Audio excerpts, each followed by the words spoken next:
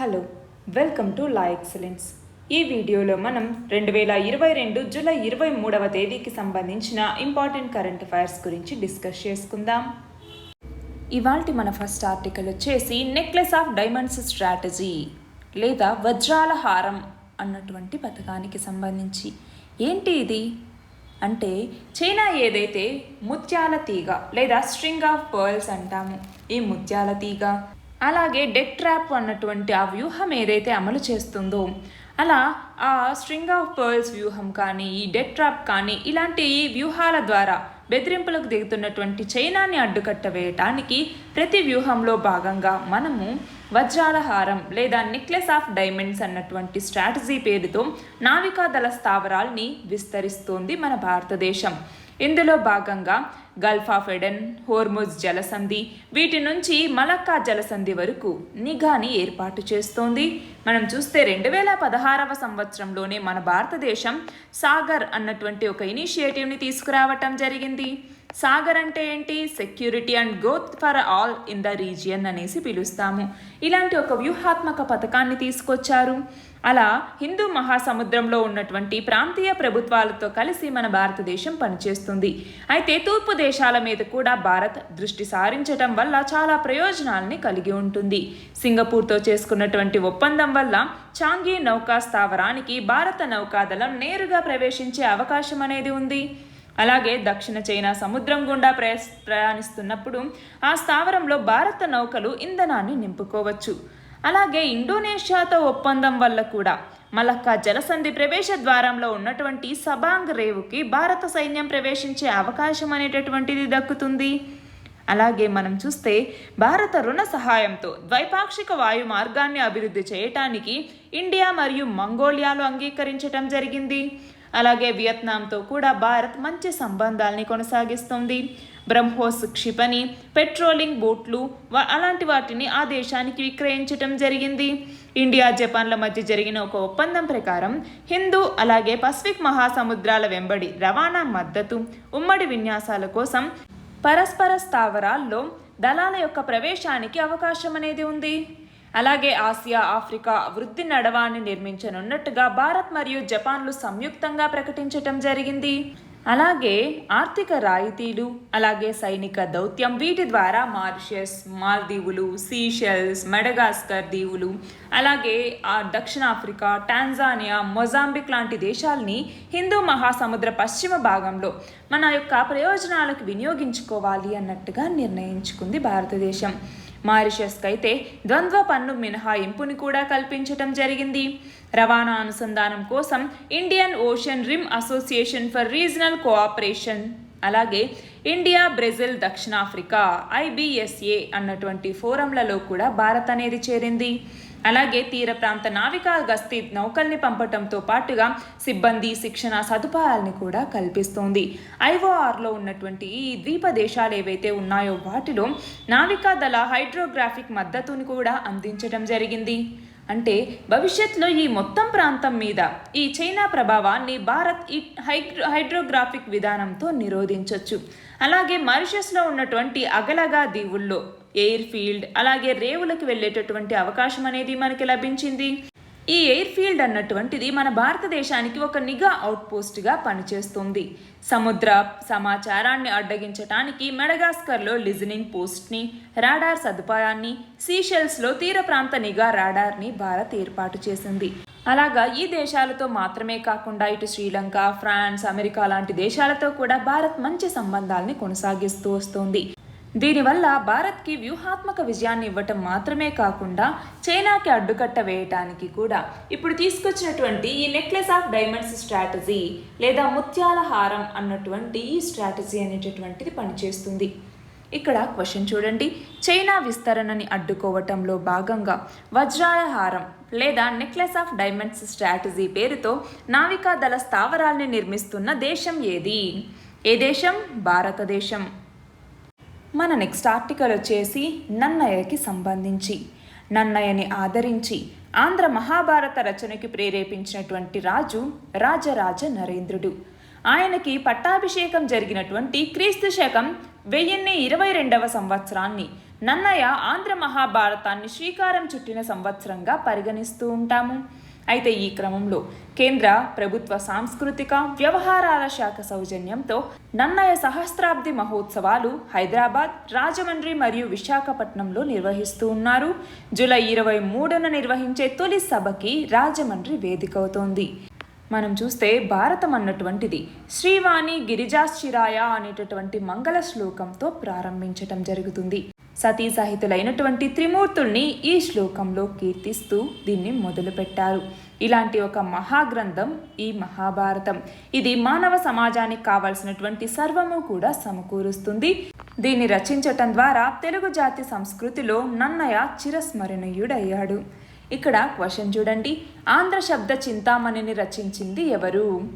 ఎవరు రచించారు ఆంధ్ర శబ్ద చింతామణిని? నన్నయ. మన నెక్స్ట్ ఆర్టికల్ వచ్చేసి మన యొక్క ఆర్థిక వృద్ధిలో రోడ్డు రవాణాకి సంబంధించి.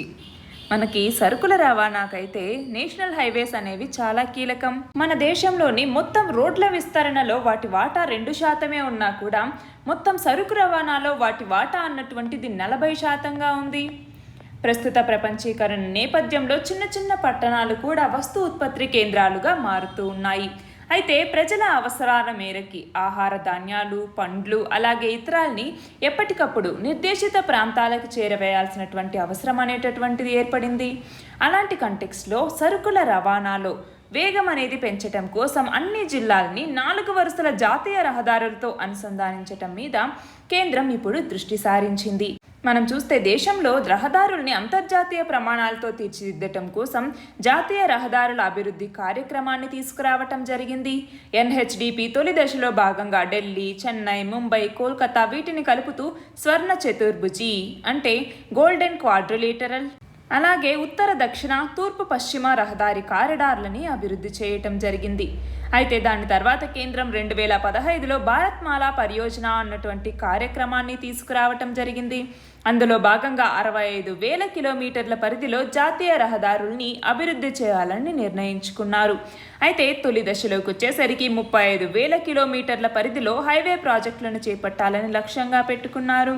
అందులో భాగంగా 550 జిల్లాలని జాతీయ రహదారులతో అనుసంధానించటం, వాహనాల యొక్క వేగాన్ని 20 నుంచి 25% వరకు పెంచటం, అలాగే రవాణా ఖర్చుని 5 నుంచి 6% తగ్గించటం ఈ భారత్మాల పరియోజన స్కీమ్ ఏదైతే ఉందో దీని యొక్క ముఖ్య లక్ష్యాలు. అయితే వచ్చే 5 ఏళ్లలో అన్ని జిల్లాలని 4 వరుసల జాతీయ రహదారులతో అనుసంధానిస్తాము అన్నట్టుగా ఇటీవల NHAI అధికారులు చెప్పటం జరిగింది. అంటే ఇలా చేయటం వల్ల ఏమవుతుంది అంటే సరుకుల రవాణాలో వేగం అనేది పెరుగుతుంది. ఇప్పటిదాకా 35,000 కిలోమీటర్ల నేషనల్ హైవే వ్యవస్థల్ని 4 లేదా అంతకన్నా ఎక్కువ వరుసలకి విస్తరించడం జరిగింది. మరొక 20,000 కిలోమీటర్ల పరిధిలో పనులు అనేవి కొనసాగుతూ ఉన్నాయి. అయితే మనం చూస్తే రోడ్లను నిర్మించడం లాంటివి మాత్రమే కాకుండా ఆ రోడ్లలో గోతులు లాంటివి లేకుండా సరైనటువంటి భద్రతా ప్రమాణాలతో రహదారుల్ని నిర్మించాలి. రీసెంట్గా మనం చూస్తే జాతీయ రహదారులు ఎప్పుడూ కూడా ఇలాంటి గోతులు లాంటివి రావటం, యాక్సిడెంట్స్ జోన్స్ అనేటటువంటివి ఎక్కువగా ఉండటం లాంటివి జరుగుతూ ఉన్నాయి. అయితే మనం చూస్తే ఈ రోడ్డు ప్రమాదాలకి వాహనాల యొక్క నమూనా, వాటి యొక్క కండిషన్, రహదారి నిర్మాణంలో ఇంజనీరింగ్ లోపాలు, అతివేగం ఇవన్నీ కూడా ప్రధాన కారణాలుగా ఉన్నాయి. అయితే మనం చూస్తే మద్యం మత్తులో వాహనాల్ని నడపటం, రహదారి నియమాల ఉల్లంఘన ఇలాంటివి కూడా యాక్సిడెంట్ కారణాలుగా ఉన్నాయి. కానీ అయితే ఈ రహదారి భద్రత కోసం ఈ రహదారి నమూనా రూపకల్పన కానీ వాటి యొక్క నిర్మాణం, నిర్వహణ ఇలా అన్ని దశల్లో నిపుణులతో తనిఖీలు నిర్వహిస్తూ ఆ రోడ్లకి సంబంధించి వాటి యొక్క నిర్వహణ అనేటటువంటిది సరిగ్గా ఉండేలాగా, అంటే మన సైడ్ నుంచి మనం కరెక్ట్గా ఉండేలాగా చూసుకోవాలి అంటాం కదా అండి. అలాగా ఈ రోడ్లకు సంబంధించి సరైనటువంటి నాణ్యతా ప్రమాణాలని పాటించాలి. దాని తర్వాత ఎవరైనా తాగి డ్రైవింగ్ చేయటం కానీ, పొరపాటున యాక్సిడెంట్స్ అవ్వటం కానీ అలాంటివి మనం చెప్పలేం. కానీ ఏవైతే మనం చేయగలమో, మన చేతిలో ఉందో ఆ బాధ్యతని సరిగ్గా నిర్వర్తించాలి. క్వశ్చన్ చూడండి, దేశీయంగా రహదారుల్ని అంతర్జాతీయ ప్రమాణాలతో తీర్చిదిద్దేందుకు ఏ సంవత్సరంలో జాతీయ రహదారుల అభివృద్ధి కార్యక్రమాన్ని కేంద్రం ప్రారంభించింది? ఏ సంవత్సరంలో? 1998వ సంవత్సరంలో. మన నెక్స్ట్ ఆర్టికల్ వచ్చేసి శ్రీలంక కొత్త ప్రధానమంత్రిగా మహజన్ ఏక్సాద్ పెరుమన పార్టీ నేత అయినటువంటి దినేష్ గుణవర్ధన ఈయన నియమితులయ్యారు. మనం చూస్తే అధ్యక్షుడు రనిల్ విక్రమసింఘే మొత్తం 18 మంది క్యాబినెట్ సహచరులతో పాటుగా ఈయనతో ప్రమాణ స్వీకారం చేయించటం జరిగింది. అందులో ప్రధాని గుణవర్ధనతో పాటుగా మరొక 17 మంది మంత్రులు ఇందులో ఉన్నారు. ఇక్కడ క్వశ్చన్ చూడండి, శ్రీలంక కొత్త ప్రధానిగా ఎవరు నియమితులయ్యారు? ఎవరు? దినేష్ గుణవర్ధన. మన నెక్స్ట్ ఆర్టికల్ వచ్చేసి భారత కరెన్సీ విలువ అనేటటువంటిది పడిపోతోంది. దానికి సంబంధించి 2014లో $1కి 63 రూపాయలు వస్తూ ఉంటే ఇప్పుడు $1 దాదాపు 80 రూపాయల స్థాయిని చేరుకుంది. అంటే రూపాయి క్షీణత కారణంగా మన యొక్క రోజువారీ ఖర్చుల మీద ప్రభావం అనేది పడుతుంది. అలాగే ఈ సంవత్సరం మనం చూస్తే $1 మారకం రేట్లో యూరో 13%, పౌండ్ 11%, ఎన్ 16% మేర క్షీణిస్తే రూపాయి 7% దాకా విలువ అనేటటువంటిది కోల్పోయింది. అయితే ఈ కంటెక్స్ట్లో ఏంటి? ఇక్కడ క్వశ్చన్ చూడండి, రూపాయి విలువ క్షీణించటానికి గల కారణాలను తెలపండి. మనం చూస్తే ఎందుకని ఈ రూపాయి విలువ అనేటటువంటిది మరింతగా క్షీణిస్తూ వస్తోంది అంటే ఫినాన్స్ మినిస్టర్ చెప్పిన దాని ప్రకారం ఒకటి గ్లోబల్ ఫ్యాక్టర్స్ అనేసి మనం చెప్పచ్చు. ఈ గ్లోబల్ ఫ్యాక్టర్స్కి సంబంధించి అవే మనకి కీలకంగా మారుతూ ఉన్నాయి రూపాయి విలువకు సంబంధించి. ఏంటి ఆ గ్లోబల్ ఫ్యాక్టర్స్ అంటే ఒకటి వచ్చేసి రష్యా ఉక్రెయిన్ కాన్ఫ్లిక్ట్ ఏదైతే ఉందో అది దీనికి ఒక రీజన్గా చెప్పచ్చు. అలాగే మనం చూస్తే ఈ క్రూడ్ ఆయిల్ ప్రైసెస్ అనేవి పెరగటం ఏదైతే ఉందో అది దీనికి ఒక కారణంగా చెప్పచ్చు. అలాగే మన యొక్క ఈ గ్లోబల్ ఫినాన్షియల్ కండిషన్స్ ఏవైతే ఉన్నాయో ఆ ఫినాన్షియల్ కండిషన్స్ అన్నటువంటివి మరింతగా టైటన్ అవ్వటంతో అదొకటి కావచ్చు. ఇవన్నీ కూడా మన ఇండియా రూపీ అన్నటువంటిది US డాలర్కి అగెనెస్ట్గా అంటే తన యొక్క విలువను కోల్పోవటానికి వీటిని ప్రధాన కారణాలుగా చెప్తూ ఉంటాము. అయితే మనం చూస్తే ఈ ఎక్స్పోర్ట్స్ ఇంపోర్ట్స్ ఏదైతే ఉన్నాయో మనం చూస్తే మనకి ఇంపోర్ట్స్ అన్నటువంటివి ఎక్స్పోర్ట్స్ కన్నా ఎక్కువగా జరుగుతూ ఉన్నాయి. దాంతో ఏమవుతుంది, మన యొక్క కరెన్సీ వాల్యూ అన్నటువంటిది పడిపోతుంది. ఎందుకని మనం ఎక్కువగా ఇంపోర్ట్ చేసుకున్నప్పుడు ఆ దేశాలకి డాలర్స్ రూపంలో చెల్లించాల్సినటువంటి అవసరం అనేది ఉంది. ఎక్స్పోర్ట్ చేసుకున్నాం అనుకోండి అప్పుడు మనకి ఎక్కువ మనీ అంటే ఇంపోర్ట్స్ కన్నా ఎక్స్పోర్ట్ అనేవి ఎక్కువగా ఉంటే మనకి కరెన్సీ అనేటటువంటిది గట్టిపడుతుంది. అదే ఇంపోర్ట్స్ కన్నా ఎక్స్పోర్ట్స్ అనేవి తక్కువగా ఉంటే మన కరెన్సీ వాల్యూ అన్నటువంటిది బలహీనపడుతుంది. మనం చూస్తే రీసెంట్గా టాప్ 10 కమాడిటీస్ ఏవైతే మన ఇండియా ఇంపోర్ట్ చేసుకుందో RBI ప్రకారం అది కూడా ఎప్పుడు 2021 ఫినాన్షియల్ ఇయర్లో టాప్ 10 కమాడిటీస్ మనం ఏవైతే ఇంపోర్ట్ చేసుకున్నటువంటివి ఉన్నాయో వాటి యొక్క విలువ చూస్తే $393.7 బిలియన్. అలాగే మన టాప్ 10 కమాడిటీస్ ఏవైతే ఎక్స్పోర్ట్ చేసుకున్నవి ఉన్నాయో వాటి యొక్క వాల్యూ వచ్చేసి $291 బిలియన్. అంటే ఓన్లీ టాప్ 10 కమాడిటీస్లోనే ఇన్ని బిలియన్ డాలర్ల వ్యత్యాసం ఉంది అంటే ఇంకా పూర్తి కమాడిటీస్కి చాలా వ్యత్యాసం అనేది వస్తుంది. దానివల్ల ఏమవుతుంది, డాలర్ వాల్యూ అనేటటువంటిది పెరిగి మన రూపాయి విలువ అనేటటువంటిది క్షీణిస్తుంది. మన నెక్స్ట్ ఆర్టికల్ వచ్చేసి ఇటీవల కేరళలో మనకి మంకీ పాక్స్ అలాగే ఆఫ్రికన్ స్వైన్ ఫీవర్ వ్యాధులు అనేటటువంటివి ఇక్కడ నమోదవుతూ ఉన్నాయి.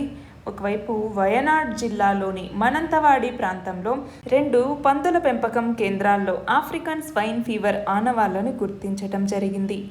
అయితే ఈ ఆఫ్రికన్ స్వైన్ ఫీవర్ అన్నటువంటిది మొట్టమొదటగా 1921వ సంవత్సరంలో కెన్యాలో బయటపడింది.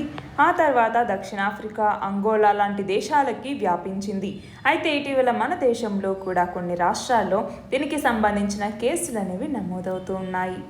ఇక్కడ క్వశ్చన్ చూడండి, ఇటీవల ఆఫ్రికన్ స్వైన్ ఫీవర్ కేసులు మన దేశంలో ఎక్కడ నమోదవుతున్నాయి? ఎక్కడ? కేరళలో రీసెంట్గా ఏ ప్రాంతంలో? వయనాడ్ జిల్లా మనంతవాడి ప్రాంతంలో 2 పందుల పెంపకం కేంద్రాల్లో ఇవి బయటపడ్డాయి. మన నెక్స్ట్ ఆర్టికల్ వచ్చేసి కణజాల వర్ధనం. మొక్కల యొక్క కణజాల వర్ధనం లేదా టిష్యూ కల్చర్ అనేసి పిలుస్తూ ఉంటాము. ఏంటి టిష్యూ కల్చర్ అంటే? ఒక కృత్రిమ యానకం మీద మొక్కల యొక్క కణజాలాల్ని నియంత్రిత పరిస్థితుల్లో పెంచటాన్ని మనము కణజాల వర్ధనం అనేసి పిలుస్తాము. దీనిని ఇన్ విట్రో కల్చర్ అని కూడా పిలుస్తూ ఉంటారు.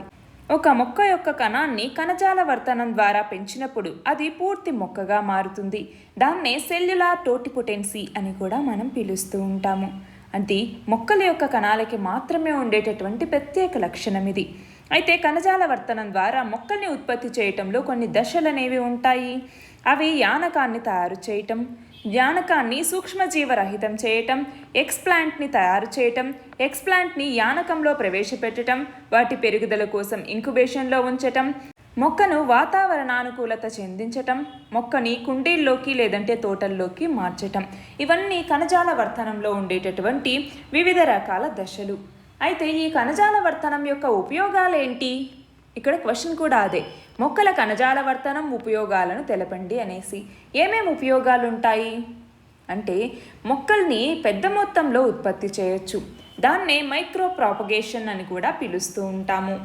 వ్యవసాయ రంగంలో ఉపయోగపడేటటువంటి అరటి, టేకు ఇలా చాలా రకాల మొక్కల్ని వాణిజ్యపరంగా ఉత్పత్తి చేసి రైతులకు అందించవచ్చు. అలాగే ఉద్యానవనంలో అంటే ఉద్యానవన రంగంలో ఉపయోగించే చాలా రకాల పూల మొక్కల్ని ఉత్పత్తి చేయొచ్చు. ఈ పద్ధతి ద్వారా అభివృద్ధి చెందినటువంటి మొక్కలు తొందరగా పెరుగుతాయి, అలాగే ఎక్కువ దిగుబడిని కూడా ఇస్తాయి. అయితే వైరస్ రహిత మొక్కల్ని కూడా కణజాల వర్తనం ద్వారా మనం ఉత్పత్తి చేయొచ్చు. అలాగే తక్కువ సమయంలో తక్కువ ఖర్చుతో కొద్ది ప్రదేశంలో కూడా ఎక్కువ మొక్కల్ని ఉత్పత్తి చేయొచ్చు. అలాగే అరుదైనటువంటి అంతరించిపోతున్నటువంటి మొక్కల్ని అభివృద్ధి చేసి మన యొక్క జీవ వైవిధ్యం అంటే బయోడైవర్సిటీని మనం పెంపొందించుకోవచ్చు. అలాగే కొన్ని మొక్కలు విత్తనాలను ఉత్పత్తి చేయవు. అలాంటి వాటిని ఎక్కువ మొత్తంలో సృష్టించటం సాధారణ పరిస్థితుల్లో సాధ్యం కాదు. కాబట్టి ఇలా కణజాల వర్ధనంతో వాటిని మళ్ళీ అంటే ఎక్కువగా వాటిని సృష్టించటం అనేటటువంటిది సాధ్యమవుతుంది. అలాగే జన్యు పరివర్తన మొక్కల ఉత్పత్తి కణజాల వర్ధనం మీద ఆధారపడి ఉంటుంది. అలాగే క్రయో ప్రిజర్వేషన్ పద్ధతిలో నిల్వ చేసినటువంటి మొక్కల భాగాల్ని పెంచి పూర్తి మొక్కలుగా మార్చొచ్చు.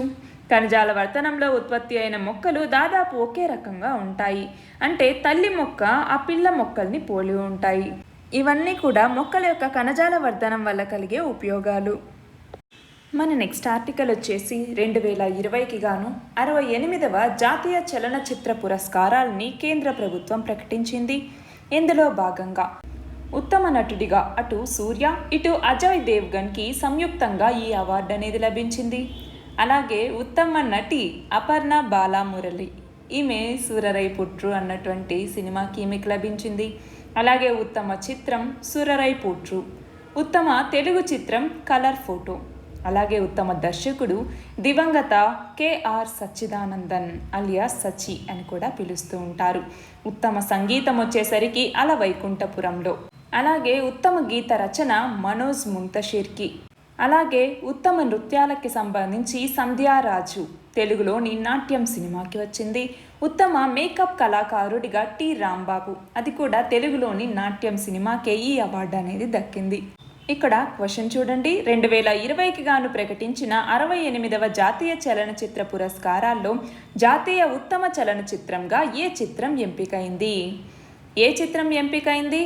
సూరరై పోట్రు. ఇవాంటి మన లాస్ట్ ఆర్టికల్ వచ్చేసి తమిళనాడు ప్రభుత్వం చెన్నైలో ఈ నెల 28 నుంచి ఆగస్టు 10వ తేదీ వరకు నిర్వహించనున్నటువంటి 44వ అంతర్జాతీయ చదరంగ సమాఖ్య చెస్ ఒలింపియాడ్ పోటీల యొక్క ప్రారంభోత్సవానికి మీరు కూడా హాజరవ్వాలి అన్నట్టుగా తెలంగాణ ముఖ్యమంత్రిని ఆహ్వానించటం జరిగింది. ఈ అంతర్జాతీయ పోటీల్లో 188 దేశాల నుంచి చదరంగ క్రీడాకారులు పాల్గొంటున్నారు. క్వశ్చన్ చూడండి, 44వ అంతర్జాతీయ చదరంగ సమాఖ్య చెస్ ఒలింపియాడ్ పోటీలు ఎక్కడ జరగనున్నాయి? ఎక్కడ? చెన్నైలో. ఇక్కడ కొన్ని క్వశ్చన్స్ ఇవ్వటం జరిగింది చూడండి. 1వది, భారతదేశంలో ఆధునిక నూలు వస్త్ర పరిశ్రమని ఎప్పుడు స్థాపించారు? 1854వ సంవత్సరంలో. 2వది, ఇక్కడ జాబితా 1 మరియు 2ని ఇవ్వటం జరిగింది. వాటికి ఏవి కరెక్ట్ అన్నట్టుగా జతపరచటం. మాంచెస్టర్ ఆఫ్ ఇండియా అని ఏ ప్రాంతాన్ని పిలుస్తాము? అహ్మదాబాద్ని పిలుస్తాము. మాంచెస్టర్ ఆఫ్ సౌత్ ఇండియా అనేసి ఏ ప్రాంతాన్ని పిలుస్తాము? కోయంబత్తూర్ని పిలుస్తాము. మాంచెస్టర్ ఆఫ్ ఇండియా ఏమో Ahmedabad, Manchester of south India వచ్చేసి Coimbatore. Manchester of north India అనేసి దేన్ని పిలుస్తాము? కాన్పూర్ని పిలుస్తాము. కాటన్ పోలీస్ ఆఫ్ ఇండియా అని దేన్ని పిలుస్తాము? ముంబైని పిలుస్తాము. So option 3 4, 1 and 2. ఏ ఆప్షన్లో ఉంది? ఆప్షన్ 2 అన్నటువంటిది కరెక్ట్ ఆన్సర్ అవుతుంది. కేంద్ర తోళ్ల పరిశోధనా కేంద్రం ఎక్కడ ఉంది? చెన్నైలో ఉంది. లెదర్ గార్మెంట్స్ ఎగుమతిలో భారత స్థానం ఎంత? 2వ స్థానం. దేశంలో పేపర్ని అధికంగా ఉత్పత్తి చేస్తున్న రాష్ట్రాలు వరుసగా ఏవే ఉన్నాయి అన్నట్లుగా మహారాష్ట్ర, ఆంధ్రప్రదేశ్ మరియు గుజరాత్. నిన్నటి క్వశ్చన్ వచ్చేసి పరమాణువులు ఎలక్ట్రాన్లను కోల్పోవటం, స్వీకరించటం లేదా పంచుకోవటం ద్వారా వాటి బాహ్య కర్పరంలో 8 ఎలక్ట్రాన్లను ఉంచుకోవటానికి ప్రయత్నించే నియమాన్ని ఏమని పిలుస్తారు? ఏమని పిలుస్తాము? అష్టక నియమం అనేసి పిలుస్తాము. ఈ అష్టక నియమం కింద ఏంటి అంటే జడవాయువులు లేదంటే ఉత్కృష్ణ వాయువులు వాటి యొక్క పరమాణువుల బాహ్య కర్పరంలో 8 ఎలక్ట్రాన్లను కలిగి ఉంటాయి. అంటే స్థిరమైనటువంటి అష్టక విన్యాసాన్ని కలిగి ఉంటాయి. అష్టక విన్యాసం అని దేనిని పిలుస్తాము? NS2, NP6 వీటిని కలిగి ఉంటే అది అష్టక విన్యాసంలో ఉంది అనేసి పిలుస్తాము. ఫర్ ఎగ్జాంపుల్ నియాన్ అన్నటువంటిది దాని యొక్క అష్టక విన్యాసం ఎంత? 1s2, 2s2, 2p6 అన్నటువంటిది. సో NS2, NP6 అన్నటువంటిది దీంట్లో ఉందా అండి? అది నియాన్. అలాగే ఆర్గాన్ కనుక మనం చూసుకుంటే 1s2, 2s2, 2p6, 3s2, 3p6. 3s2, 3p6 అన్నటువంటిది అష్టక విన్యాసాన్ని కలిగి ఉందా? కలిగి ఉంది. అందుకే ఈ నియాన్, ఆర్గాన్ ఇవి జడవాయువులు అనేసి మనం పిలుస్తూ ఉంటాము. అలా ఈ అష్టక నియమం అనేటటువంటిది ఏంటంటే పరమాణువులు ఎలక్ట్రాన్లను కోల్పోవటం కానీ లేదంటే తీసుకోవటం కానీ లేదంటే ఒకదానికొకటి పంచుకోవటం ద్వారా వాటి యొక్క బాహ్య కర్పరంలో 8 ఎలక్ట్రాన్లు ఉంటే వాటిని అష్టక నియమం పాటిస్తుంది అన్నట్టుగా చెప్తాము. ఇవాటి క్వశ్చన్ వచ్చేసి దేశంలోని మొదటి హర్ ఘర్ జల్ జిల్లాగా గుర్తింపు పొందిన జిల్లా ఏది? దీని ఆన్సర్ కమెంట్ సెక్షన్లో ఇవ్వండి. కరెక్ట్ ఆన్సర్ రేపటి వీడియోలో చూద్దాం. All the very best and thank you very much.